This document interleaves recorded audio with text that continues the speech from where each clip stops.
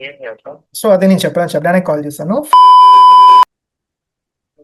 Hello, ఆసెప్ Naidu మాట్లాడేది.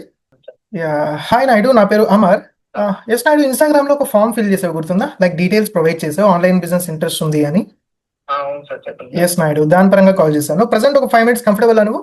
Yes Naidu, ఒకసారి నీ గురించి చెప్పా నాయుడు. ప్రజెంట్ నువ్వు ఏం చేస్తూ ఉంటావు, ఎక్కడ ఉంటావు? తెనాలి మండలం గుంటూరు డిస్ట్రిక్ట్ ఏది ఓకే, ప్రజెంట్ ఏం చేస్తూ ఉంటావు? స్టూడెంటా లేదా జాబ్ చేస్తూ ఉన్నావా? ఎక్కువ మాట్లాడండి. Okay, diploma second year. Okay, so age ఎంత నాయుడు నీది? 18 18. 12 26. Okay okay okay, done Naidu. Because ఏంటంటే ఓన్లీ 18+ వాళ్ళకి మాత్రమే ఎలిజిబిలిటీ ఉంది వర్క్ చేయడానికి, అందుకోసం. ఓకే, మనీ ఏం చేద్దాం అనుకుంటున్నాం? సో ఫ్యామిలీ ఇస్తారు కదా, అయినా మళ్ళీ ఎందుకు చేయాలనుకుంటున్నా? నేను అడగలేదు సార్.